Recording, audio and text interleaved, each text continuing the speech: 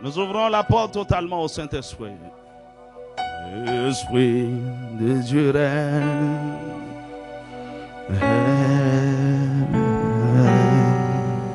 En ce lieu, Esprit. Esprit de Dieu. Esprit de Dieu. Oh,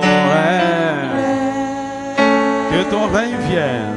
Ton règne de paix, ton règne d'amour, ton règne de justice, ton règne de joie. Esprit de Dieu, Esprit de Dieu.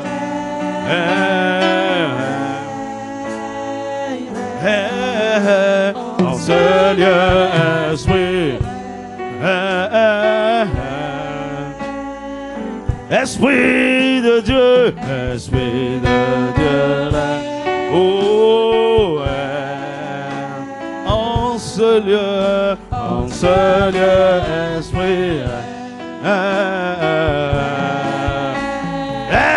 Esprit de Dieu, Esprit de Dieu, en ce lieu, Esprit.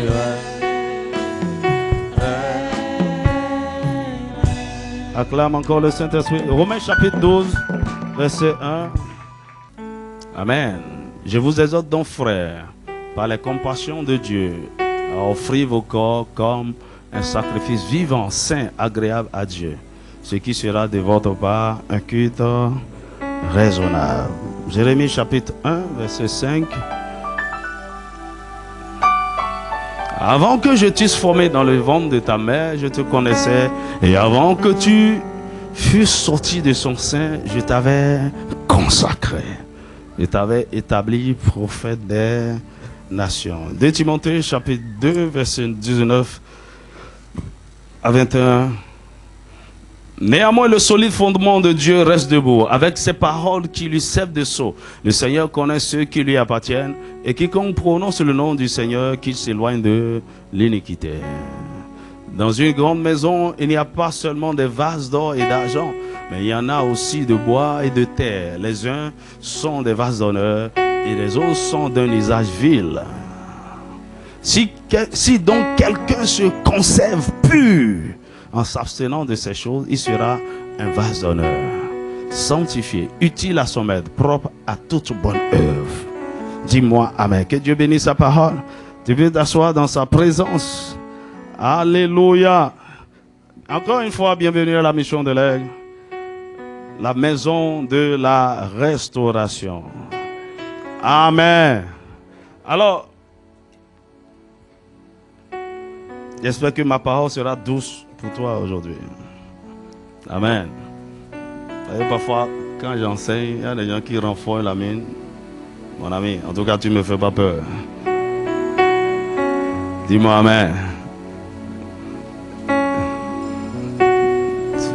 Parfois, je dis, Seigneur, mais pourquoi tu me demandes de dire des choses compliquées?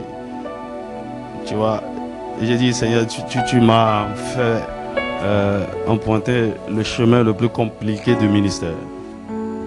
Mais c'est le meilleur chemin. Chercher le royaume et sa justice. Le reste, ça va venir après. Donc, je ne suis pas là pour te prophétiser. Tu vas voyager. Tu vas, mon ami, consacre-toi. Amen. Alors, nous sommes en train de parler de la consécration. Dis avec moi la consécration. Donc, depuis dimanche dernier et toute la semaine, c'est le chemin que nous avons entrepris. On a dit beaucoup de choses. Je ne vais pas revenir en arrière. Je te prie d'écouter les audios. D'ailleurs, je salue tous ceux qui nous suivent en direct. Amen. Tu sais, vous êtes étonnés parfois de savoir qui vous écoute. Alléluia. Tu vois, nous n'avons pas encore une grande communauté, mais ce que le Seigneur fait, c'est extraordinaire. Dis-moi un vrai Amen. Je me rappelle le Seigneur m'a rappelé ça cette semaine. Il dit, vous n'avez pas poursuivi une Française lesbienne dans toutes sortes d'additions qui a appelé. Je me rappelle, elle est dans quelle ville? Nantes. Elle a suivi mon message, couper le cordon ombilical. Et puis, quel message encore? En tout cas, quand je parlais des relations, elle a dit, oh, j'ai compris les problèmes qui m'ont amené à cette vie. Amen. Tu vois, nous allons de plus en plus utiliser le pouvoir, la force des médias. Ceux qui sont en formation, prenez-vous au sérieux. Parce que c'est l'année de la manifestation. Dis-moi Amen. Par la grâce de Dieu, on va mettre tous les moyens dedans pour que la parole aille loin. Dis-moi un vrai Amen. Alors je salue tous ceux qui nous suivent en direct, peu importe là où vous êtes, soyez richement bénis. Que la même présence en ce lieu vous localise dans le nom puissant de Jésus. Alors ce matin, nous parlons de la base de la consécration. Et il faut, vous savez, tout a une base. Et quoi, dans la semaine, on a parlé de plusieurs aspects du sujet, les merveilles de la consécration, en abordant un peu les bénéfices ou les bienfaits d'une vie consacrée. On a parlé du but de la consécration. On a parlé de quoi encore? Ok. On va poursuivre cette semaine. Aujourd'hui, nous allons aborder la base de la consécration. Alors, nous avons compris, en parlant du but de la consécration, qu'à l'ultime, le but de la consécration, c'est d'être semblable à Jésus. Le but ultime de la consécration, c'est de parvenir à la sainteté, à la pureté. Il a déclaré, soyez saints comme je suis saint, mon ami. C'est possible. C'est possible. Dieu ne peut pas nous dire de faire quelque chose. Écoute, je dis, s'il a dit à Israël, sous la loi, à combien plus forte raison, à nous qui sommes sous la grâce et qui avons le Saint-Esprit.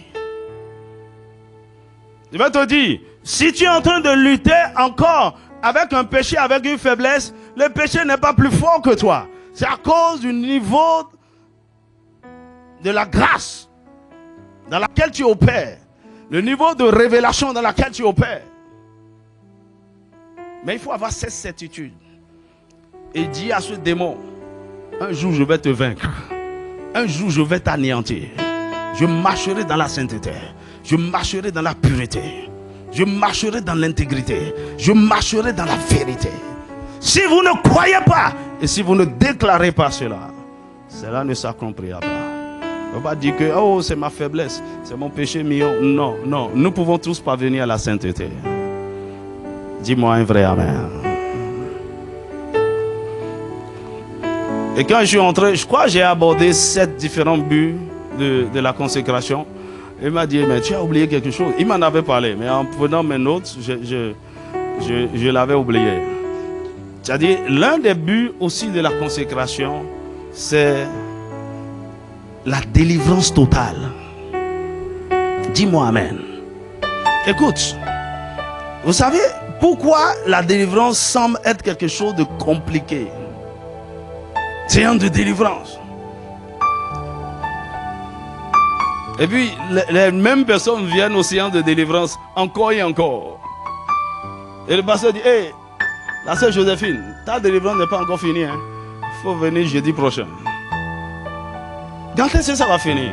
Mon ami, la vraie délivrance ne vient pas du fait que un homme qui a l'onction et qui opère dans cette dimension prie pour vous et chasse un démon. La délivrance est plus complexe que ça. Dis-moi Amen. Vous savez, dans certains cas, la raison pour laquelle certains démons, certains esprits continuent d'avoir de l'influence sur vous, c'est à cause de votre niveau de consécration. Si vous pouvez avancer un peu. Parfois, laissez le problème là. Il faut laisser. C'est quoi ton problème? Cette masturbation, ce mensonge, oublie ça. Tu vois, quand tu te focalises trop sur ça, c'est là où Satan te traumatise. Tu es déprimé même, parce que tu te vois vaincu. Mais focalise-toi sur Jésus. Dis-moi Amen. Aie tes regards sur lui et suis-le. Et qu'il te commence par te conduire par son esprit. pas à pas, pas à pas, pas à pas. Écoute, avec Dieu, c'est pas une course de vitesse. Il marche avec chacun à son rythme. Mais si tu es prêt à marcher avec lui, le moment viendra, toi-même tu vas constater. Attends, le péché là, c'est passé par où? Depuis 3 mois, je n'ai plus fait ceci. Je n'ai plus. Mon ami, il y a un niveau d'énergie, il y a un niveau de feu que tu transportes, les démons ne peuvent plus supporter. Ils sont obligés de déménager. Dis-moi amen. Focalise-toi sur la parole. Focalise-toi sur sa présence. Jeune, cherche sa face. Sois en train d'adorer. Va dans sa maison. Sois dans la communion fraternelle. Consacre-toi de toute manière. La délivrance arrivera certainement. Surtout lorsque nous parlons de nos origines. Nous parlons de nos fondations. Des alliances, des malédictions, des hôtels. Mon ami, tu pensais que tu as fini avec. Et un jour tu vas au village, on te dit, ah, est-ce que tu savais que notre famille, il y a telle ou telle chose? Ou bien, dans la prière, le Saint-Esprit te révèle quelque chose. Et tu dis, ah, il y a encore ça. Mon ami, comment et en combien de temps tu vas vaincre toutes ces choses? Et dans la plupart des cas, on ne connaît pas forcément tout ce qui nous lie, tout ce qui nous retient captifs. Mon ami, je ne suis pas obligé de savoir tout ce qui me lie. Je viens juste délivrer. Je viens juste libre. Et la consécration t'amènera là. Dis-moi amen. Chaque jour, le Seigneur brise quelque chose. Il brise un lien. Il brise quelque chose. Tu es en train d'avancer. Tu es en train d'avancer. Tu es en train d'avancer. Tu vois, lorsque tu fais de bons progrès avec Dieu, Paul disait à Timothée, il dit, si tu te consacres à ces choses, tes progrès seront évidents pour tous. Les gens vont constater à l'extérieur que tu es en train d'être changé. Mais tu le sauras aussi. Dis-moi amen. Ah, maintenant je suis doux. Hein. Maintenant je suis patient. Maintenant je suis compréhensible. Maintenant je pardonne facilement. Maintenant il n'y a plus rien qui me... Tu es en train de progresser. Tu vois, dans la semaine, on va parler du chemin de la consécration. Je vais te montrer le chemin. Et tu vas voir, ok, c'est une affaire d'étape par étape. D'étape par étape. Dis-moi amen. Je prie qu'avant la fin de cette consécration, que certaines malédictions têtues dans ta vie soient brisées. Certaines alliances redoutables soient brisées.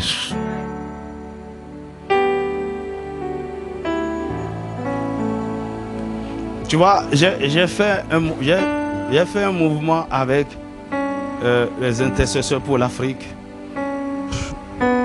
J'ai prié avec eux pendant un moment, avant que nous-mêmes ne commencions notre mouvement d'intercession pour les nations. Et puis, vraiment ça prie. Ça prie. Ça prie. Tu vas là-bas. Et en fait, quand je regarde au fond, les gens qui ne sont pas heureux, honnêtement, ils ne sont pas heureux, ils ne sont pas épanouis. Et puis en me rapprochant des gens, ils sont dans différents types de problèmes. Mais ils ont la connaissance de toutes sortes de choses. C'est l'un d'entre eux qui m'a expliqué le mystère des hôtels. Comment bâtir un hôtel, comment faire ceci, comment invoquer tel. Et tu connais tout ça? Et ta vie est comme ça? Le problème, ce n'est pas la guerre que nous sommes en train de faire contre Satan. Satan n'obéit pas à la force, à la résistance. Satan obéit à notre identité, à qui nous sommes en train de devenir. Donc, tu es toujours la même personne, la même colère, le même non-pardon, l'amertume. Et dis, mon ami, rien ne changera. Le jour où tu te présenteras, Satan regarde ton cœur rempli de paix, rempli d'amour, rempli de joie. Les démons vont commencer par reculer. Dis-moi amen.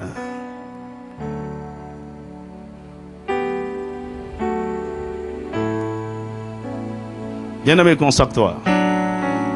En tout cas, c'est ce que j'ai constaté. Il y a certaines choses. J'ai arrêté de me battre contre ça. Je me focalise sur le Seigneur. Dis-moi Amen. Parfois même tu es malade, il ne faut pas regarder ce que ton corps est en train de dire. Continue de servir le Seigneur. Dis-moi Amen. Je t'ai dit combien j'ai quitté l'hôpital plusieurs fois. Avec cathéter. Je pense chemise sur ça, même joli costume. Tu ne sais pas. Et je viens prêcher ici. Fire, fire, fire. Et on quitte ici, je retourne. Mon ami, le temps de la guérison arrive. Dis-moi Amen. Tu vois, l'une des choses qui ennuie Satan, c'est quand vous ne vous occupez pas de ce qu'il est en train de faire dans votre vie. Et vous vous focalisez sur le Seigneur. Il dit malgré tout, comment il continue de servir, il continue d'adorer, il continue d'aller à l'église, il continue de donner, il continue, il est toujours... C'est quoi ça, mon ami? Cette année, tu vas frustrer Satan. Oh, dis-moi un vrai Amen. Allez, il a déjà fait quelque chose. Et il sait que tu seras tellement énervé. Tu vois, hier, j'étais à Porte-Nouveau avec certaines personnes. Et puis, certaines choses se sont passées. Je ne savais pas que ça m'avait offensé. Et si je m'offense, il y a quelque chose qui se passe. Quand je me réveille, c'est la première des choses qui monte dans mon esprit. Si je n'ai pas encore pardonné, si je n'ai pas encore été délivré de la chose. Dis-moi Amen. Et quand je me suis réveillé, c'est ça qui est venu premièrement. Et j'étais énervé, j'étais en colère, mon ami. Et Satan, tu ne vas pas gâter ma journée aujourd'hui. Hein? Dis-moi un vrai Amen. Que le Seigneur te donne l'entendement. Dans la consécration, l'une des choses que vous devez garder en esprit, c'est que vous devez être prêt à perdre votre vie afin de la retrouver. Vous devez être prêt à perdre votre vie. Le problème, personne ne veut perdre sa vie. Personne ne veut rien sacrifier. Personne ne veut renoncer à quoi que ce soit. En fait, on veut garder tout ce que nous avions dans le monde. Et on dit à Jésus, il faut ajouter sur ça. Non. Donnez-moi Matthieu, chapitre 16, verset 24. On va lire les versets 24 et 25.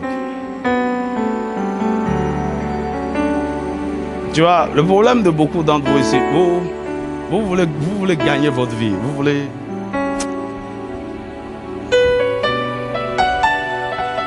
Matthieu chapitre 16, verset 24. Verset 24 et 25. Il dit, alors Jésus dit à ses disciples, si quelqu'un veut venir après moi, qui renonce à lui-même, qui se charge de sa croix et qui me suit.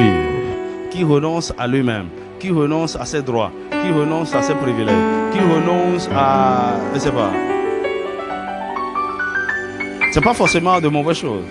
Tu perds ton droit sur certaines choses et tu laisses ça entre les mains de Dieu. Tu le laisses te conduire, tu le laisses te diriger. Même si c'est ton droit et ton privilège. Donne-moi ça dans Parole vivante. Il dit, car celui qui voudra sauver sa vie la perdra. Mais celui qui la perdra à cause de moi, la trouvera. Ça, c'est un mystère. Si tu acceptes de perdre ta vie à cause de Jésus, tu la trouveras. Mais si tu veux préserver, tu veux la préserver, tu veux la conserver, tu vas la perdre pour toujours. Donne Parole vivante. Je crois que ça va nous donner plus de pénétration dans ce que Jésus essaie de dire. Il dit, puis, parlant à tous ses disciples, Jésus ajouta, si quelqu'un veut être mon disciple et marcher avec moi, qu'il renonce à tous ses droits sur lui-même. Quels sont tes droits? Le droit de te marier, le droit d'avoir une bonne éducation, le droit de manger 3 fois, 4 fois, 5 fois par jour, le droit de dormir, le droit de te divertir, le droit. Tu as beaucoup de droits. Hein? Tu peux revendiquer, c'est mon droit. Tu dois renoncer à ces droits. Il dit, qui se charge de sa croix et qu'il marche sur les traces de même pas. Le verset 25, il dit, en effet, celui qui est préoccupé de sauver sa vie d'ici-bas, perdra sa vie véritable. Mais celui qui acceptera de perdre sa vie d'ici-bas, par amour pour moi, trouvera la vraie vie. Tu vois, on veut préserver sa vie d'ici-bas. Tu vois, mes études, mes projets, je dois voyager, je dois faire ceci, mon mariage. Hey, madame, si tu veux marcher avec Jésus, tu dois renoncer, tu dois accepter perdre certaines choses. À des moments donnés, écoute, si tu n'arrives pas à ce point où tu te dis, Seigneur, mais qu'est-ce que tu es en train de faire? Je ne comprends plus rien, mais je te fais confiance. Je te fais confiance. Je te suis. Je te suis. Moi, je n'ai plus de volonté. Je te suis. Si tu n'arrives pas encore là, tu n'es pas encore dans la consécration. Beaucoup d'entre vous, vous voulez utiliser Jésus pour régler vos problèmes. Vous voulez préserver vos acquis. Donc, pour lui, vous ne voulez rien sacrifier. Abandonne ceci. Ah non, je ne peux pas abandonner. Donne-moi ceci. Ah, je ne peux pas. Coupe telle relation. Non. Tu veux préserver ta vie. Tu vois, j'ai un ami. Je faisais partie des premières personnes qui ont commencé la mission de l'Aigle. Il était très engagé jusqu'à ce que, bon, à un moment donné, il ne vient plus, il commence. Il dit, mon frère, c'est quoi le problème? Il dit, c'est ma femme. Je dis, comment ta femme? Il dit, chaque fois que je viens à l'église, à la maison, vraiment, je vis l'enfer. Il dit, non, c'est pourquoi, bon, je vais venir, mais de temps en temps. De temps en temps. Parce que chaque fois que je viens à l'église, c'est la guerre à la maison, ça ne va pas. Il dit, c'est toi l'homme. C'est toi le chef de la famille. Et parce que ta femme n'est pas croyante et ne veut pas que tu adores, tu préfères la suivre et laisser Jésus. Tu veux sauver ta vie. Tu veux sauver ton mariage. Mon ami, tu vas perdre la vraie vie. Dis-moi amen. Je veux sauver ceci. Je veux sauver ma carrière. Je veux sauver. Par exemple, oh, si tu ne couches pas avec moi, tu sais ce que c'est. Tu perds ton emploi, mon ami. Perds l'emploi. Mais tu veux sauver l'emploi. Et pourquoi tu as couché avec cet homme? Tu vas tout perdre finalement. Tu vas tout perdre.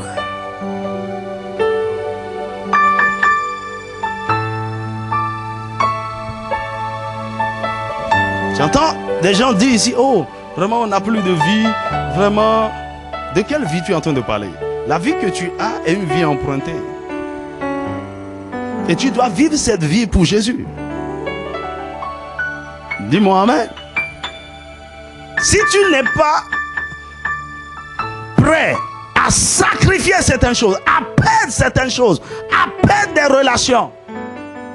Tu vois, par exemple, lorsque tu marches dans la consécration, à un moment donné, il y a des gens qui ne vont plus te comprendre. Il y a des gens qui ne vont plus t'accepter. Tu seras même menacé par les parents. On va te priver de certaines choses. On peut même te chasser, mon ami. Arrête de perdre. Parce que ce que tu ne comprends pas, tout ce que tu perds à cause de Jésus, cela te reviendra multiplié. Mais paie d'abord. On veut tout préserver. On veut tout garder. Oh, ce sont mes amis. Ce sont mes amis. Hey! J'avais un ami comme ça. Je lui ai dit, il ne faut plus venir chez moi. Chaque fois qu'il vient chez moi, c'est pour me parler de ses exploits sexuels. Un jour, je le raccompagnais. On était au portail, là où j'étais à Védocor. Et il y a une jeune femme qui passait. Une jeune femme aussi. Elle a juste noué son pagne, comme ça, pour aller chercher de l'eau quelque part. Et elle était comme ça. Avec tous ses attributs de souveraineté, ça secoue devant, ça secoue derrière. Que le Saint-Esprit te donne l'image. Devant, ça bouge. Il me dit, hé Ben, qui gère ça dans le quartier? Il dit, faut plus venir chez moi. Il dit, ah, tu blagues. J'ai dit, mon ami, c'est le jour là. Faut plus venir. Écoute, ce sont des gens qui vont attirer même ton attention sur ce que tu ne voyais pas. Dis-moi amen. Tu vois, je me rappelle, on était à une retraite à Trobokodji. C'est moi qui dirigeais la retraite, c'est moi qui enseignais. Il y avait une soeur assise devant. en décolleté. Elle a porté un truc sans manche avec poitrine bien fournie. Et je vous assure, honnêtement, je n'ai pas remarqué ce qu'elle a porté. Honnêtement. Donc, on était à la pause, un frère est venu me voir. Il dit, pasteur, mon frère, il n'était pas pasteur. Il dit, frère Ben, est-ce que tu as vu la soeur là? Tu as vu ce qu'elle a porté? J'ai dit, elle a porté quoi? C'est maintenant que j'ai commencé par regarder là. Que Dieu te sépare des amis qui veulent te montrer ce que tu ne veux pas voir. Dis-moi un vrai amen. Tu vois, ce sont des semences, hein. On sème, et tu commences par, vraiment, hein. Tu vois, quand je suis en esprit, je fonctionne comme un homme, comme un professionnel. Il y a certaines choses que je ne vois pas. C'est vrai. Il y a même des gens qui viennent ici, disent, parce que j'étais dans l'église. On n'est pas nombreux. Hein. Mais il dit, c'est vrai, je n'étais jamais vu. Il dit, non, j'étais venu 2 fois même. Il dit, hein. Je n'ai pas fait attention. Aide-moi à demander à ton voisin, est-ce que tu es prêt à mourir? À perdre ta vie? C'est-à-dire, si je meurs, que je meurs. Hey! Écoutez, à un moment donné, je ne sais pas si ma vie allait avoir un sens. Honnêtement. Et puis j'ai dit, Seigneur, si tu veux que je meure dans un village perdu quelque part en tant que missionnaire, c'est bon. J'ai laissé tout. Il m'a dit, laisse la médecine, laisse ceci, laisse. Et puis j'étais là. Il dit, Seigneur, tu m'envoies où? Il y a un ami qui est venu me voir. Il dit, ma soeur, il dit, mon frère, je crois que le Seigneur est en train de t'envoyer à Sémécraqué pour commencer le ministère. Il dit, j'ai pas entendu ça. Hein? Il dit, non, c'est sérieux. Il dit, ok. J'ai prié, je n'ai rien reçu. Il dit, oh, bon, j'irai à Sémécraqué. Peut-être parfois, il faut être sur les lieux pour que le Saint-Esprit te parle. Donc je suis allé à Sémécraqué. J'ai sillonné Sémécraqué. Il n'y a rien qui a craqué. Je suis rentré. Il est venu me voir encore. Non, c'est Sémécraqué. Cette fois-ci, je suis allé et j'ai traversé la frontière. Je suis allé de l'autre côté. Et j'étais prêt. S'il veut que je sois là-bas, peu importe. Ce n'est pas le confort. Ce n'est pas ceci. Non, arrête. Acceptez de perdre. Tout ce que les gens veulent aujourd'hui.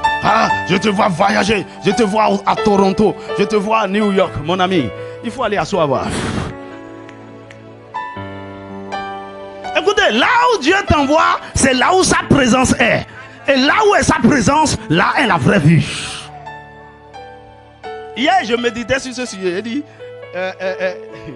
Il dit, Satan, si tu fais l'erreur que le Seigneur m'envoie dans un village, je vais transformer le village en une grande cité. Et puis c'est vrai. Avec là où je suis, avec ce que je connais par rapport au monde de l'esprit, des territoires. Mais il faut être prêt à mourir. Tu vois, le problème, tu sais, beaucoup d'entre vous êtes focalisés sur le mariage. Seigneur, quand je vais me marier, je vais me marier. C'est pourquoi tu ne te maries pas. En fait, il ne s'agit que de toi. Je vais me marier. Et tu veux te marier pourquoi même? Seigneur, je vais avoir voiture, je vais avoir maison, je veux... Regarde, tous mes collègues, tous mes amis sont en train d'avancer. Ils sont en train de me dépasser. En allant où? Est-ce que vous alliez au même endroit? Et puis tes prières sont bizarres devant Dieu. Mais de quoi tu parles? Si tu n'es pas... Écoute, ce que tu ne veux plus là, ce dont tu t'es détourné, c'est ça que Dieu va te donner de façon extraordinaire. Et tu seras choqué. Il faut perdre. Il faut perdre. Jésus l'a dit dans Jean chapitre 10, verset 17 à 18. Il dit, le Père m'aime parce qu'il m'a donné le pouvoir. J'ai le pouvoir de donner ma vie. J'ai aussi le pouvoir de la retenir. Mais je la livre. Ça veut dire quoi? Jésus avait la liberté de ne pas aller jusqu'au bout, de ne pas aller à la croix. Mais quand bien même la coupe était difficile, dure, amère, il a dit, Seigneur, non pas moi toutefois, que ta volonté soit faite. que ta volonté soit faite. Et une mort cruelle. Et parce qu'il n'a pas sauvé sa vie, il a accepté perdre sa vie. Le Père est obligé de le ressusciter. Parce que celui qui perd sa vie doit la retrouver. Et il n'est plus ressuscité comme Jésus. Il est ressuscité comme le Seigneur des cieux et de la terre. C'est là qu'il a reçu le nom qui est au-dessus de tout nom. Et désormais, dans les cieux, sur la terre, sous la terre, dans la mer, au nom de Jésus, tout genou fléchi. Le nom de Jésus, le Seigneur, il a mérité. Ce n'est pas un don. C'est au prix de son obéissance. Parce qu'il il a accepté mourir. Non, mais il faut accepter perdre. Il faut accepter perdre. C'est pourquoi, lorsque le Seigneur veut te conduire dans ce chemin, tu es accroché à beaucoup de choses et tu ne veux pas te détacher. Lui-même va t'aider à le perdre. Tu ne comprends pas de quoi je parle? Il va t'aider à les perdre. Et c'est quand tu n'auras plus d'intérêt pour ces choses, maintenant il peut te les donner en abondance. Dis-moi amen. Quand on lisait l'histoire des 3 Hébreux, Daniel chapitre 3, versets 16 à 20, Nebuchadnezzar a érigé sa statue. Il dit au son de la trompette, au son des instruments, tout le monde se prosterne devant la statue. Mais les 3 Hébreux ne se prosternaient pas. Tu vois, quand je lisais ce texte, pour la première fois, Saint-Esprit m'a posé une question. Il m'a dit, tu sais, Daniel était là-bas avec ses amis là. Il dit, au moment où on demandait aux gens de se prosterner, mais où était Daniel? Parce qu'on ne nous a pas dit que Daniel aussi ne s'est pas prosterné. Non. On a parlé seulement de Shadrach, Meshach, Abednego. Où était Daniel? Qui veut répondre? Devoir de maison à corriger. Quand? Non, sérieux. Tu vas trouver la réponse. Non, je ne vais pas te le dire. Méditez la Bible. Où était Daniel? Alors, tout le peuple était réuni. Les grands, les chefs, tout le monde était là. Mais c'est Shadrach, Meshach et Abednego qui sont restés debout. Daniel, tu étais où? Je ne vais pas te dire. Je ne vais pas te dire.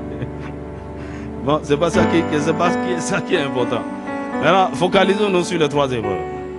Donc, les gens sont venus rapporter au roi qu'il y a 3 Hébreux. Souvenez-vous, ils étaient des milliers, selon l'histoire, environ 3000 jeunes qui ont été déportés de Jérusalem. Mais les autres, ils se sont déjà prosternés depuis, avant même que la trompette ne sonne. Ma home, on dirait ce roi-là, il est terrible. Ils sont déjà prosternés. Il y a des chrétiens comme ça, un trouillard. Il ne veut pas avoir de problème. Même si c'est une loi qui est contre la volonté de Dieu, la Bible a dit de nous soumettre aux autorités. On se soumet. Tu vois, durant Covid ici, toutes les églises étaient fermées. Et le Seigneur m'a dit, tu sais ce qui se passe? Satan, de façon stratégique, est en train de paralyser l'église. Parce que pendant tout ce temps, les autels des églises seront sans sacrifice. Il dit, oh, c'est vrai. Il dit, écoute. Donc, mes intercesseurs sont ici. Il dit, vous venez prier ici pour tout le corps de Christ au Bénin. Et pendant qu'on faisait ça, il y a 2 frères qui sont venus me raconter comment les policiers sont venus un jour me menotter. J'ai dit, vous avez vu ça? Mon ami, on continue. Mon ami, et j'étais prêt. Je disais ça même aux gens. Il peut venir ici me prendre. Au moins, j'ai obéi à Dieu. Mon ami, vous voulez préserver votre vie? Vous voulez... Mon ami, à un moment donné, j'étais au sommet de beaucoup d'attaques. Et j'étais prêt à tout. Soit à aller en prison, soit à mourir.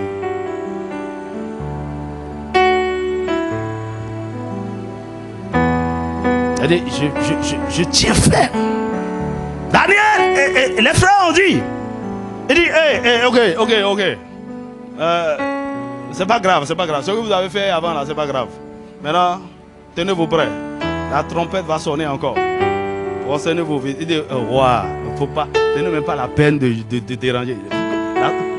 ne faut pas sonner la trompette. On ne va pas se prosterner. On ne va pas se prosterner. Il dit, le Dieu que nous servons est capable de nous délivrer. Et même s'il ne nous délivrait pas, on ne va pas se prosterner. Oh là là, arrêtez, acceptez de perdre sa vie. Ah, parce que tu as fait ceci, je te renie. Oh Père, c'est pas... Moi, en tout cas, si tu me renies, il n'y a pas de problème. Parce que j'ai accepté Jésus. Je ne veux pas changer d'avis. Mon ami, écoutez, ce sont des menaces inutiles. Si vous obéissez à Dieu, ces mêmes personnes-là vont vous dire merci demain pour avoir obéi à Dieu. Ça se passe toujours comme ça. Ils vont te dire, ah, heureusement que tu as suivi la voie de ton Dieu. Parce qu'ils viendront te chercher. Parce que sans eux, Dieu va t'élever. Dieu va se glorifier dans ta vie. Dis-moi Amen.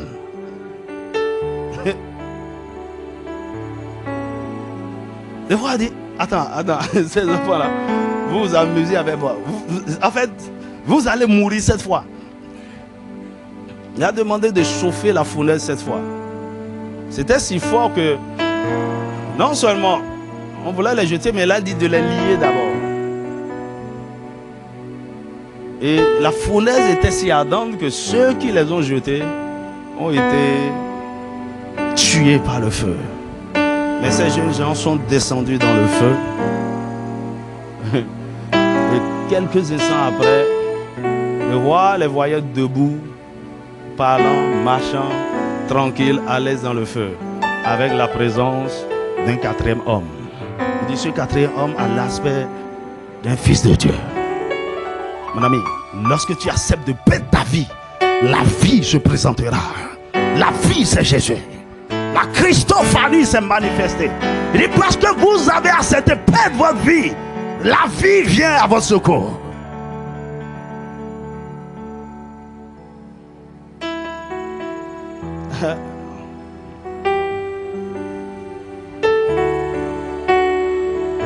Le roi dit, n'est-ce pas 3 personnes on a jeté dans le feu, mais je vois 4. Il dit, sortez. Mais quand ils sortaient, c'est 3 personnes qui sont sorties. Le roi a pris un décret. Il dit, le Dieu de Shadrach, Meshach, Abednego est le véritable Dieu. Gare à celui qui va parler mal du Dieu de Shadrach, Meshach, Abednego. Il ne parlait même plus de sa statue. Mon ami, crains Dieu. Accepte de perdre. Et Dieu va te donner la supériorité. C'est pourquoi la clé majeure pour la manifester, la manifestation de la puissance du royaume, c'est la consécration. Dis-moi Amen. Et que dirons-nous de leurs frères, de leur chef Daniel? Ils ont pris un décret. Ils ont regardé son administration. Rien à y reprocher. Comment peut-on la voir? On ne peut que la voir dans la loi de son Dieu. Ils ont manipulé le roi pour prendre un décret, pour interdire à quiconque de prier un autre Dieu, au nom de notre Dieu, pendant 30 jours. La Bible dit, lorsque Daniel a appris cela, il est rentré dans sa maison et il a ouvert grandement les fenêtres. Mon ami, avec la peur, sans le courage, tu fais certaines choses dans le secret. Il ne faut pas que quelqu'un me voie. Bon, fais ça ouvertement. Sois courageux.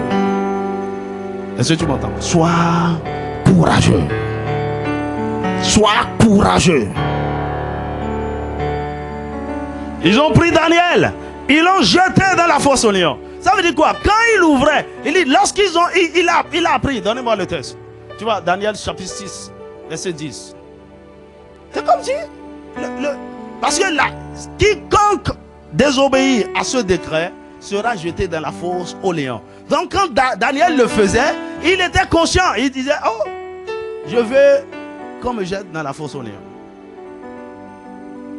6, chapitre 6. Chapitre 6, verset 10. Lorsque Daniel sut que le décret était écrit, il se retira dans sa maison où les fenêtres de la chambre supérieure étaient ouvertes dans la direction de Jérusalem. Et 3 fois le jour, il se mettait à genoux, il priait, il louait son Dieu comme il le faisait auparavant. Verset 11. Quand c'est comme ça, les gens le surveillaient, il le surveillait. Il va prier, on sait qu'il va prier. Il ne va pas manquer de prier. Verset 11. La machine s'est plantée. Il dit, alors ces hommes entraient tumultueusement et ils trouvaient Daniel qui priait et invoquait son Dieu. N'ayez pas peur de continuer par faire ce qui est droit, ce qui est juste, de marcher dans l'intégrité. Même si ça va vous coûter cher, acceptez. Si quelqu'un accepte de perdre sa vie, il la trouvera. Daniel a été jeté dans la fosse au néant. Il était censé mourir. Mais sa vie a été préservée. Il a retrouvé la vraie vie. Parce que désormais, Daniel a été élevé. Ses ennemis ont été jetés dans la fosse et détruits. L'ordre a été donné que garde à celui qui parlera contre le Dieu de Daniel.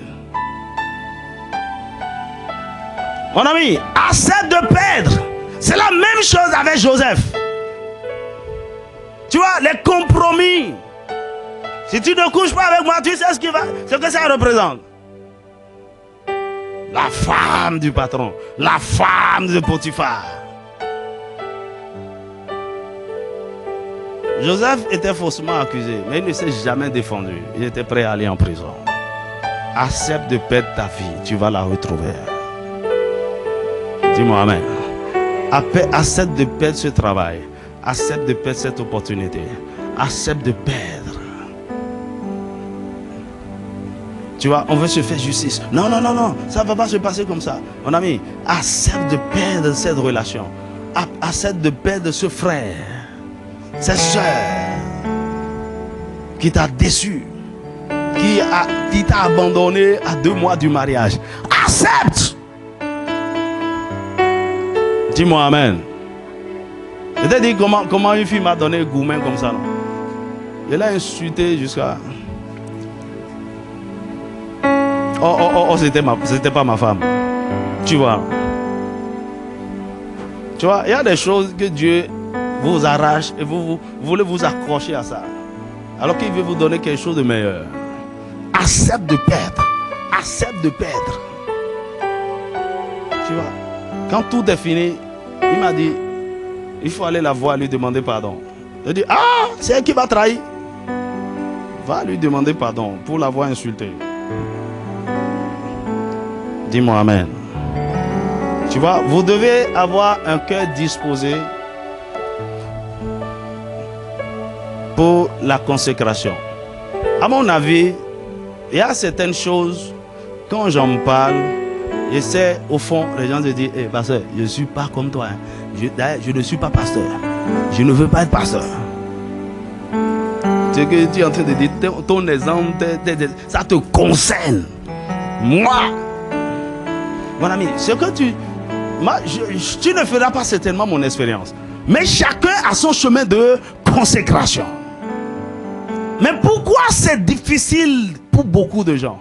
Et de façon délibérée, ils ne veulent pas marcher dans la voie que Dieu a tracée.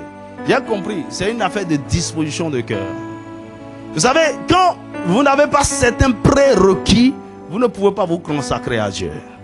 Et je vais te parler rapidement de 8 prérequis et on va s'arrêter là. Si tu as ces choses-là dans ton cœur, tu vas te consacrer. La première des choses, c'est l'amour pour Dieu. Tout commence par là. Le problème, beaucoup de chrétiens n'aiment pas Dieu. Ils aiment ce que Dieu peut leur donner.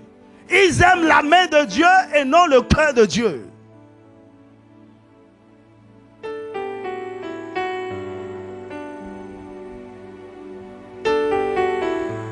Je vous racontais l'histoire de cet homme qui a voyagé pendant longtemps et qui est rentré au pays.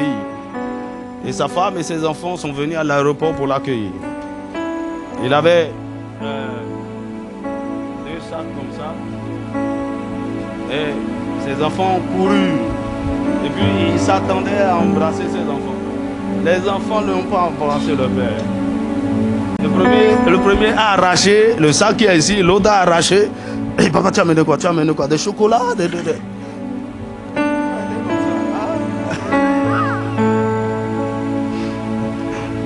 Dis à ton voisin, Dieu t'a amené des chocolats aujourd'hui. Des bonbons, des shawarma. C'est ça le problème. On veut, Seigneur, écoute, peut-être c'est ta prière. Quand tu sortais, Seigneur, retrouve mon enfant. Ou dis, je vais encore dans ta maison. Ce que je t'ai demandé depuis 3 semaines, il faut m'accorder ça. Donc, au fond, tu n'es pas venu l'adorer. Tu es venu recevoir quelque chose de lui. Oh, parce que tu l'aimes, tu vas l'adorer d'abord. Tu vas oublier même ce qui t'a amené. Quel est ton problème? Tu vois, même dans nos relations humaines, à un moment donné, lorsque tu rencontres ton ami, et vous communiez, vous parlez, vous riez, et tu étais venu avec un problème, hein, tu as oublié même de parler du problème. Et tu es rentré. Ou bien, dans la communion, le frère dit, tu m'avais appelé au téléphone, quel était le problème? Il dit, non. Faut oublier. Parce que dans la communion, tu as reçu déjà la réponse, sans poser le problème. C'est ce qui se passe dans l'adoration. Parce que tu l'aimes, tu l'adores, tu n'as plus besoin de placer une demande devant son trône et pouvoir à tous tes besoins, au-delà même de ce que tu as demandé. Tu vois, un jour, un jeune homme m'a appelé de sa quartier, il dit, pasteur, j'ai beaucoup de questions. Et il posait les questions. Il a dit, mon frère, on ne peut pas parler de ça au téléphone. Hein. Est-ce que tu peux venir au culte le dimanche? Viens au culte. Après le culte, on va se voir. Et il est venu au culte. Et quand on a fini le culte, il est venu dans mon bureau. Il a dit, ok, quels sont tes problèmes? Il dit, pasteur, c'est bon. J'ai eu toutes les réponses.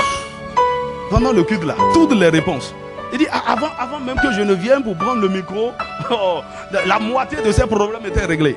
Il dit, et il ne reste pas même un problème. Il dit, non. Parce que ce que j'ai reçu, c'est au-delà. Mon ami, aime Dieu. Tu vois, c'est comme dans le mariage. Si tu n'aimes pas quelqu'un, tu ne peux pas te consacrer à la personne. C'est impossible, non? C'est pourquoi les gens sont mariés et vivent comme des colocataires. L'homme est dans son monde, la femme est dans son monde. Pas consacré. Il n'y a pas de dévotion, il n'y a pas d'engagement, il n'y a pas d'intimité. Pourquoi? Il n'y a plus l'amour. C'est l'amour qui nous attire dans la présence de Dieu. Et c'est l'amour qui nous amène à dire, Seigneur, peu importe ce que tu veux, j'abandonne tout. Tu vois, s'il y a un endroit où les gens font beaucoup de sacrifices, c'est dans le mariage. On abandonne beaucoup de choses. On laisse beaucoup de choses à cause de celui qu'on aime ou bien de celle qu'on aime. Les plans changent, tout change.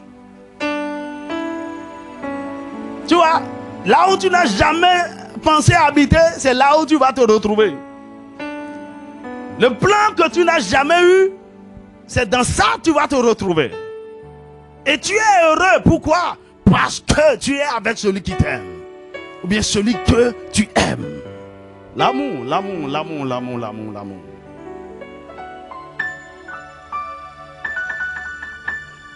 Beaucoup de gens ne l'aiment pas. Donc, quand on... pourquoi on va l'adorer? Pourquoi on va le prier? C'est forcé de prier chaque jour. C'est forcé. Pourquoi le pasteur dérange les gens comme ça? On va lire la Bible. Il dit de lire 4 chapitres, de lire 10 chapitres, de lire toute la Bible une année. C'est quoi? On veut devenir pasteur? Mon ami, si tu l'aimes, tu dois aimer sa parole. Tu dois aimer sa présence. Tu dois aimer.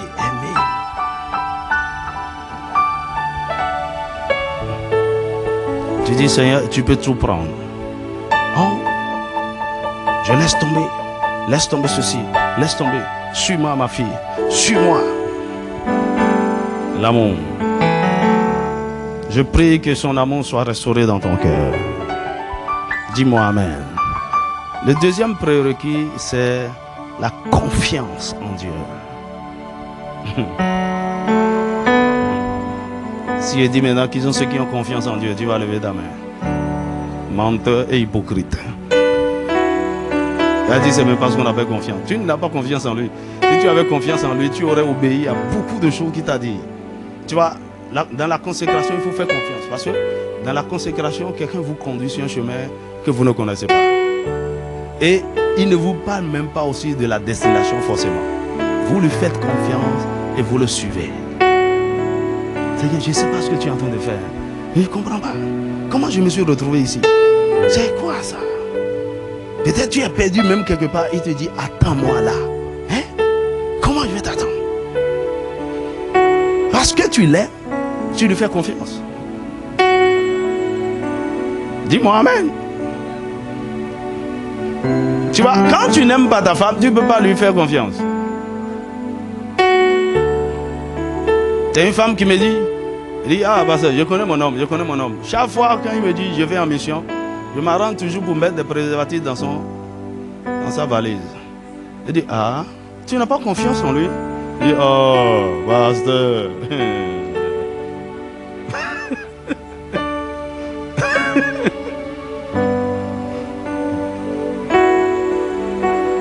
Est-ce que tu as confiance que ce qu'il a promis, il le fera? Est-ce que tu as confiance que quand il t'a dit abandonne-moi ceci et je ferai ceci, est-ce que tu as confiance? Quand il t'a dit attends-moi, je reviendrai dans 3 ans, est-ce que tu peux lui faire confiance? Tu vois, c'est le problème de beaucoup de gens. Ils n'ont pas confiance. Et c'est pas sûr, hein. Dieu a promis. Et s'il me trompait?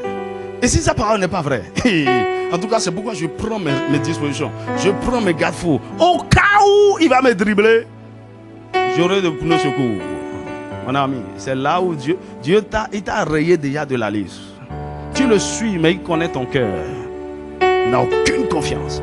La Bible dit dans Somme 84, il dit, ceux qui placent en l'Éternel leur appui trouvent dans leur cœur des chemins tout tracés. S'il traverse la vallée de Baca, la vallée de l'amertume, il la transforme en un lieu plein de sources. La confiance en l'Éternel. Alors, oui, je lui fais confiance. Oh, tellement. Tellement.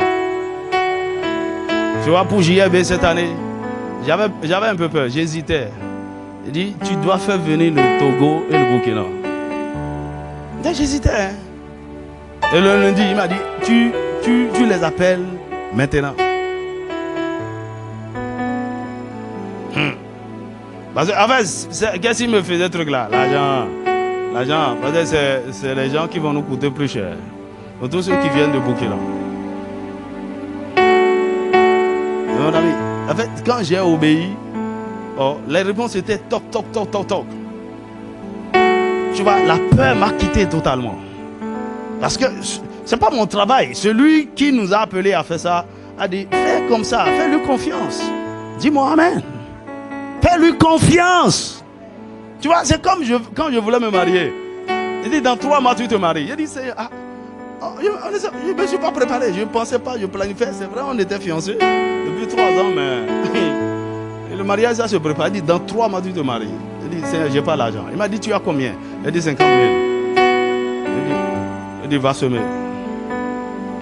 Il a donné ça à un couple marié. Sème ça dans leur vie. Et c'est ce que j'ai fait. Et puis, je suis venu ici, j'ai annoncé le mariage. J'ai appelé mes parents, j'ai dit, je me marie dans 3 mois. Ma maman m'a dit, regardez, je ne vais pas marier avec mon maman.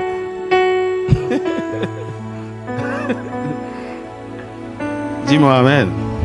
Et parce que je lui ai fait confiance, le mariage a eu lieu. Dis-moi amen. La confiance en Dieu. Fais-lui confiance. Il est en train de te faire conduire dans le chemin bizarre. Fais-lui confiance. Il te dit, abandonne ça. Fais-lui confiance. Laisse ça. Fais-lui confiance. Attends. Mais j'attends pourquoi? Il dit non, attends seulement. Jusqu'à quand? Jusqu'à ce que je te le dise. Hein? Fais-lui confiance. Fais-lui confiance. Dis-moi amen. Le 3e requis, c'est le courage. Voilà, mais il vous faut le courage pour vivre une vie consacrée. Il faut être courageux. Parce que je vous ai dit, marcher sur le chemin de la consécration, ça attire généralement des incompréhensions. Il faut être courageux. Parce que ce que Dieu vous a dit dans le lieu secret, personne n'est là. Personne n'a. Et tu viens, tu dis, Dieu m'a dit. Hein? D'abord, il faut être courageux pour aller dire ça. Hein? Dieu m'a dit que voilà, je dois laisser le boulot. Ah bon? Il faut être courageux. Ah chérie, Dieu nous a dit de vendre notre propriété là. Amen. Il faut être courageux. La consécration. Tu t'imagines? Abraham, sacrifie-moi ton fils, ton unique, celui que tu aimes. Il faut être courageux. Il ne peut pas aller dire à Sarah, voici ce que j'ai entendu. Il faut être courageux. Tu t'imagines? Et il est allé juste sur la montagne. Il a fait l'autel, déposé l'enfant, était prêt à le tuer. Courageux. Si vous n'êtes pas courageux, vous allez... Les peureux ne peuvent pas se consacrer. Surtout ceux qui ont peur des hommes, peur du candidaton. La Bible dit dans Proverbe, la peur des hommes tend un piège. On va dire quoi? On va penser quoi? Mon ami, le courage. Le courage. Il faut le courage. Poursuivre un chemin que vous ne connaissez pas. La quatrième chose, c'est le cœur obéissant. Un cœur obéissant. Tu vois, en tant que pasteur, j'ai constaté ceci. Il y a beaucoup de gens, je ne vais pas dire qu'ils ont le don de la rébellion. Mais obéir à Dieu est vraiment difficile pour eux. Honnêtement, même par rapport aux choses simples. Ils sont de nature têtue. Et même vis-à-vis de Dieu, ils montrent à Dieu leur têtitude. Tu connais la têtitude? Il est aussi même devant Dieu. Hein? Je vais faire quoi? Je ne vais pas faire. Tu vas faire quoi? Dis-moi, amen. Je vous ai parlé de la soeur qui priait, Seigneur, quand est-ce que j'aurai un enfant? Depuis 13 ans de mariage. Un jour, Dieu lui a fait miséricorde. Dieu l'a visité. Tu viens avoir un enfant. Il faut pardonner à telle soeur. Depuis des années, tu l'as gardé dans ton cœur. C'est elle même qui racontait ça. Il dit, quand la voix m'a dit ça, j'ai dit, je vais pardonner à cette soeur. Si c'est ça, il faut garder ton enfant. Ça, c'est des cœurs de pierre. Hein. Même devant Dieu, ils n'ont pas peur. Si tu as ce cœur, que le Seigneur te délivre. C'est-à-dire, les gens qui savent, ils savent ce qui est juste, ce qui est droit, la volonté de Dieu. Mais je ne vais pas faire. C'est quoi? Non, quand il désobéit à Dieu, à combien plus raison le pasteur? Il dit, le pasteur a dit, on va jeûner 26 jours. Moi, c'est 6 jours seulement il va faire dedans. Hein. Un tiaoué, au moins, c'est quelque chose.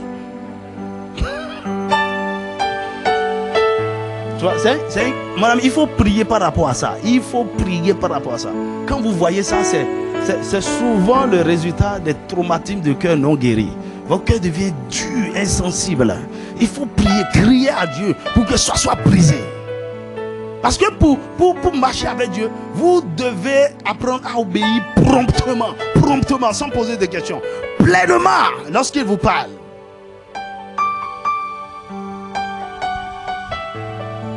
Dis-moi amen. Il a dit à Abraham, quitte ta maison, quitte ta patrie, quitte la maison de ton père. Un lieu que je te montrerai. Et la Bible dit aussitôt au verset 4, et Abraham partit. Il y a des gens qui viennent me dire, le Seigneur m'a parlé, il m'a dit... Je suis allé voir un père quand on a commencé par faire le tour du pays et je lui ai aussi parlé de la vision des 12 hôtels dans les 12 départements. Il me dit l'année 1900, tu chose là, Dieu m'avait dit ça. Hein. Il dit et vous avez fait ça? Il dit oh non, on n'a pas fait. un papa rebelle. J'avais envie de lui dire ça. Donc c'est à cause de gens comme vous là que Dieu nous charge de beaucoup de choses aujourd'hui. Ils savent, Dieu leur a parlé, Dieu les a instruits. Fais ceci, fais ceci. Dans la concept, vous ne pouvez pas. Vous devez, si vous voulez vaincre le péché, vous allez souffrir jusque dans la chair, souffrir jusqu'au sang. Et c'est l'obéissance, l'obéissance. La Bible dit, il a appris l'obéissance par les choses qu'il a souffert. Qui? Jésus.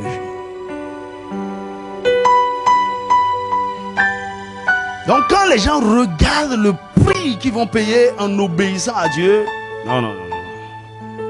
Ce que ça va leur coûter d'obéir à Dieu, ah non, non, non, non. Ou bien, de façon stratégique, ils disent, ouais, Seigneur, je continue de prier par rapport à ça pour connaître le bon moment. Sinon, je n'ai pas dit non, hein. Oh, je viens. Tu sais, il faut de la planification stratégique pour tout chose. Et depuis 16 ans, tu es en train de planifier. Pendant que j'étais jeune, fougueux, je priais avec beaucoup de jeunes. Et le Seigneur nous parlait à tous de notre appel. Aucun d'entre eux n'est dedans. Je suis le seul qui a obéi. Et un autre qui est retourné dans son pays, qui est devenu, il a été nommé dans le gouvernement. Je lui ai envoyé un message. Il a dit mon frère, qu'est-ce que tu fais là-bas? Il dit, ben, c'est toujours l'œuvre de Dieu. C'est pas l'œuvre de Dieu.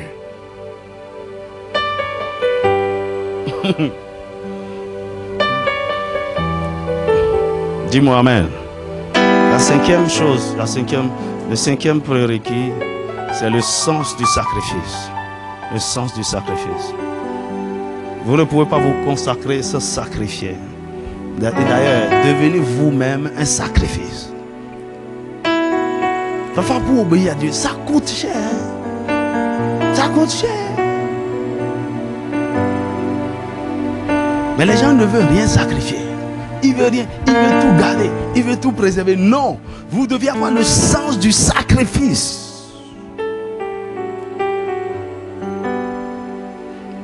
En fait, tout au moins, vous devez être prêt à ne pas être trop attaché aux choses matérielles.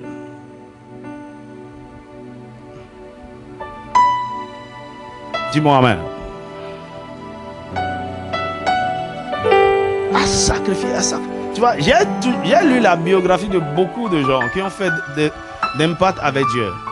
Quand ils sont issus de familles nobles, de familles riches, ou bien ils avaient une certaine position sociale, avant que Dieu ne les utilise, il les réduit toujours à zéro. Dis-moi amen. Tu vois, je lisais l'histoire de Pat Robinson, le gars qui a... C'est sa télévision qui fait l'émission Le Club 700. Et il parle la clé, il parle de... J'ai lu son livre, la clé la plus puissante pour accomplir des exploits. Vous savez c'était quoi? L'humilité. Et il parlait de sa vie. Il est issu d'une famille de gouverneurs, d'avocats, voilà. Et il était riche. Quand Dieu l'a appelé, écoute, Dieu voulait faire de lui un grand philanthrope. Dieu, le Seigneur lui a dit, tout ce que tu as, voici comment tu vas diviser et donner aux œuvres missionnaires, aux églises et tout. Tu vois, Dieu voulait faire de lui un philanthrope, donc il a besoin de ressources pour donner.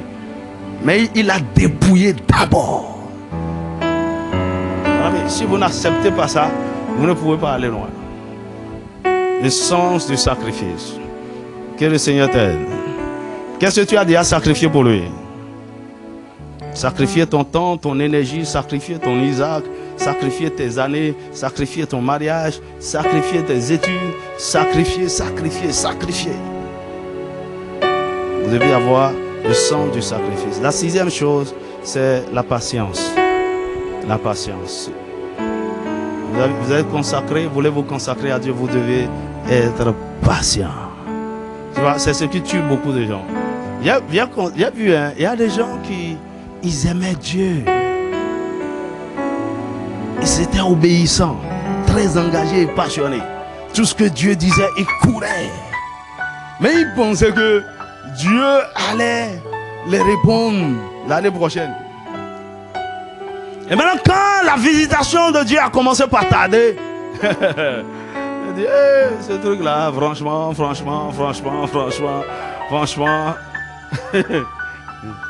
En fait, dans certains cas, si Dieu t'aime, en fonction de ton intimité et de ta capacité à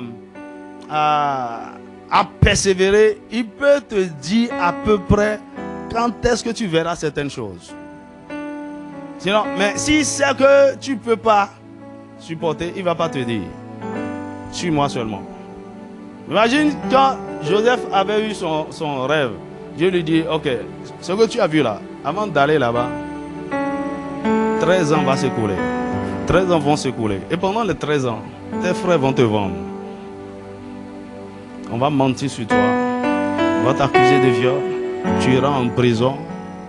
Oh, il va dire, oh Dieu, il faut garder le rêve là. Je ne veux pas être gouverneur. Je ne veux pas être grand.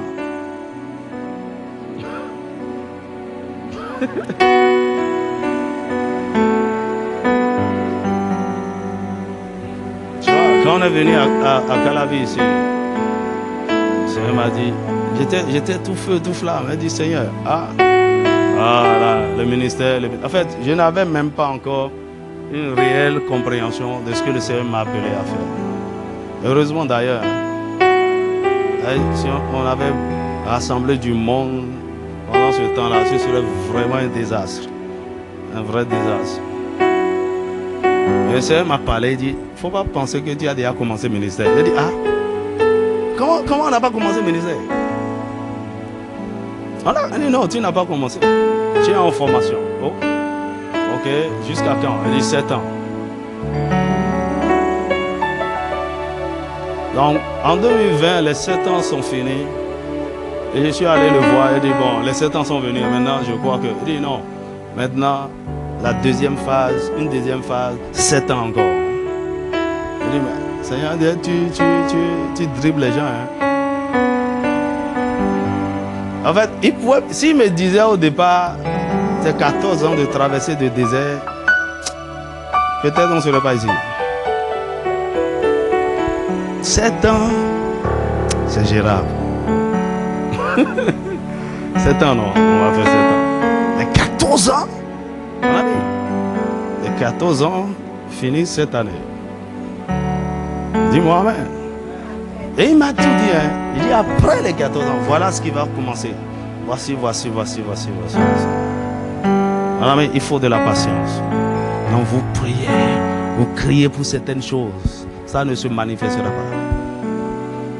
Mais vous allez jouir de la présence de Dieu. Il viendra vous consoler.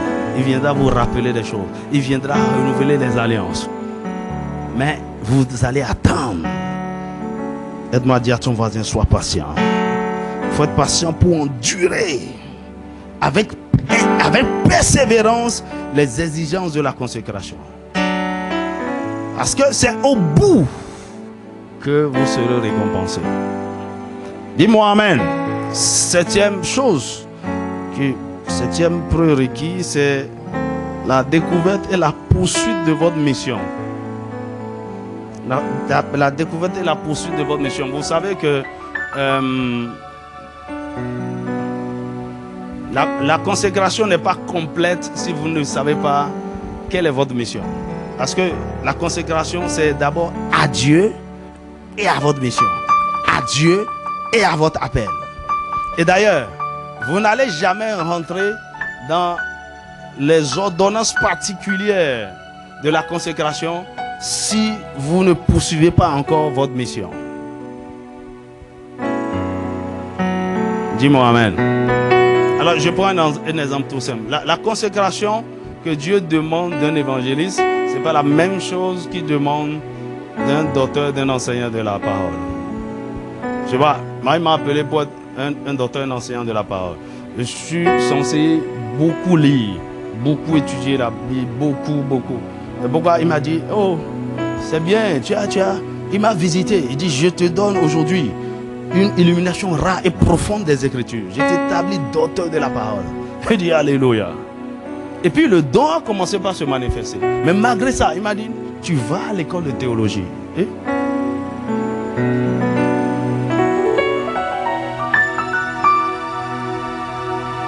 étudié la théologie pendant 6 ans.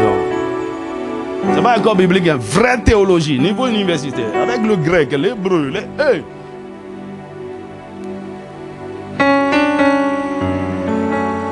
Tu vois? Et puis j'allais au Burkina, je venais. J'allais au Burkina, je venais. Sacrifice. Sacrifice. Il y a des choses. Tu vois, il y a quelque chose dont tu ne peux pas me délivrer. C'est la poursuite de la connaissance. Acheter des livres. Encore et encore. Un évangéliste, il n'a pas besoin de ça. Il a l'onction. Il a juste besoin d'un verset. Jean 3,16. Et là, nous babons là, il y a quoi? La puissance va se manifester, les gens vont se guérir. Délivrance, fire, fire. Hey!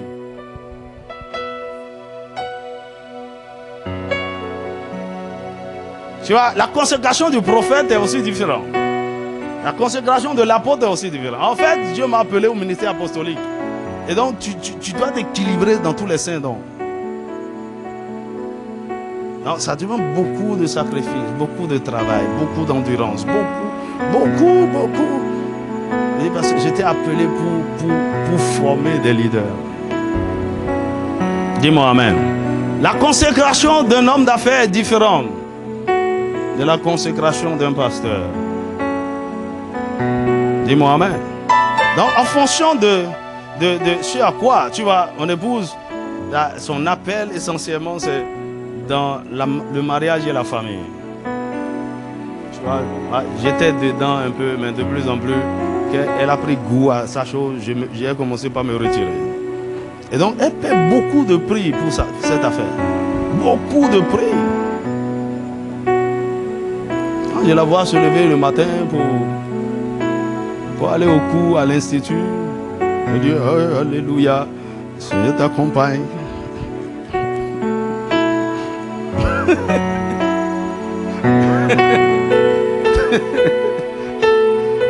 Tu vois. Donc, la dernière fois, j'ai commandé des livres. Je lui ai acheté des livres sur le mariage. Il va, j'ai pas besoin de lire. Occupe-toi de ça. Il y a d'autres choses on doit s'occuper. Dis-moi amen. Aide-moi à demander à ton voisin quelle est ta mission.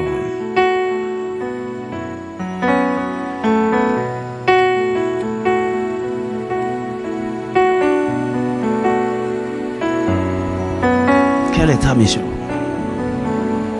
Le Seigneur t'a appelé à faire quoi?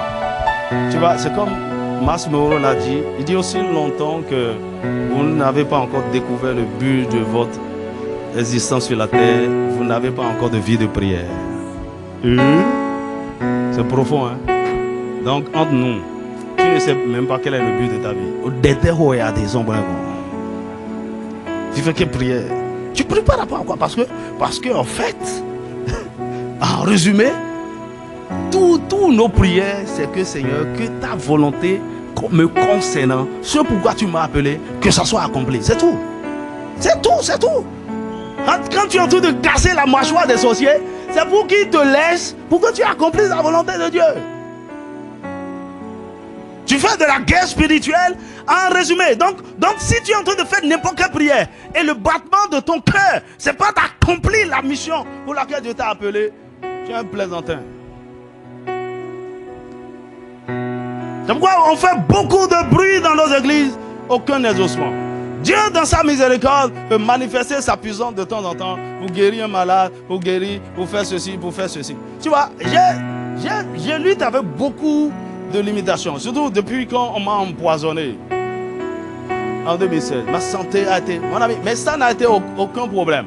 Et j'ai cette assurance, parce que le Seigneur m'a donné un aperçu de quand je vais mourir.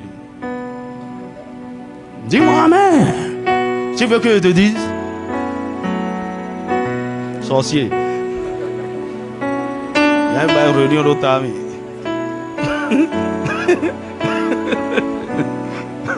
C'est pas pour maintenant. Hein? Et donc, j'étais confié beaucoup à faire. Donc, quand je regarde la mission et là où Dieu m'amène, je ne prie plus par rapport à certaines choses.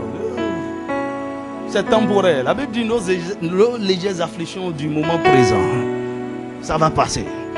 Dans 1 Pierre, il dit, après avoir souffert pour un peu de temps. il vous rendra inébranlable. C'est une chose qui ne te préoccupe pas parce que tu es focalisé sur la mission. Dieu est obligé de te guérir, il est obligé de te délivrer, il est obligé de pouvoir tes besoins. Il est obligé parce que tu veux faire sa volonté. Il est obligé. Quelle est ta consécration? Tu vois, tu dis, ah, ça y est, je viens pédiatre. En tout cas, sous nos cieux ici, c'est parti pour 11 ans, 12 ans d'études. Tu prépares pour ça. Ça, c'est le prix que je vais payer. 7 ans pour devenir généraliste. Je fais 4 ans en peuple de spécialité. Donc, en fonction de ton appel, donc quand je regarde en réalité, tout ce que le Seigneur m'a appelé à faire, c'était nécessaire de faire ces 14 ans. C'était nécessaire. C'était nécessaire. Et je veux que de choc, même s'il ajoute à ça, ce n'est pas un problème pour moi. C'est trop de choses, c'est trop de choses. Que le Seigneur te donne l'entendement. Dis-moi Amen. Et le dernier prérequis, c'est la présence d'un père ou d'un mentor dans votre vie. La présence d'un père ou d'un mentor dans votre vie. Vous savez, ce que j'ai compris, généralement, les pères et les mentors que Dieu vous donne, si c'est Dieu qui vous les a donnés, ils ont approximativement suivi le chemin que vous êtes en train de poursuivre. Non, ils ont pris par là. Ce que vous traversez, c'est que... Donc, quand tu viens et tu es en train de pleurer, je souffre trop. Il dit, ouais, ma fille, c'est comme ça. On a pris par là. Il saura te consoler. Il saura t'encourager. Parce que les mentors sont des sources d'inspiration et d'encouragement. Dis-moi Amen. Tu vois, parfois les gens viennent me voir, ils pensent qu'ils ont un gros problème, parce que j'ai un gros problème. Et je regarde, je ris. Ils vont penser, tu ris, on dirait que tu, mon problème, mon ami. Ton problème là, ça n'a même pas besoin de prière. J'ai pris par là. Juste un conseil, il va te donner, et puis ça sera réglé. Dis-moi un vrai Amen. Donc celui qui veut vraiment se consacrer à son appel, Dieu va te donner un mentor. Dieu va te demander de te soumettre à un père. Parce qu'il n'y a rien de nouveau sous le soleil. Ce que tu veux, il t'a appelé à faire, les gens l'ont réalisé déjà. Et c'est la même consécration. Le même chemin. Il y a des choses que Dieu ne va pas changer parce que tu pleures beaucoup. Hello. C'est qu'il y a déjà dit aujourd'hui là, ah, quand j'ai à l'église, je vais pleurer. Je vais pleurer jusqu'à... Dieu aura pitié de moi aujourd'hui. Mon ami, non. Dieu n'est pas bougé par ça. Non, non, non. Ne bougez pas notre foi. Ne bougez pas notre consistance, notre obéissance, notre soumission. Il a un plan merveilleux pour toi. Il a des projets de paix pour toi. Alors fais-lui confiance. Fais-lui confiance. Je prie pour toi. Si ce que tu viens d'entendre n'est pas encore une réalité dans ta vie, que la grâce de Dieu commence par agir. Que le genre d'amour pour Dieu que tu dois avoir, pour être consacré, que cela commence par être téléchargé dans ton cœur. Dans le nom puissant de Jésus. Marie Brochakata. Incline ta tête. Marie Brasso Tani Braka Chatani Bratosa.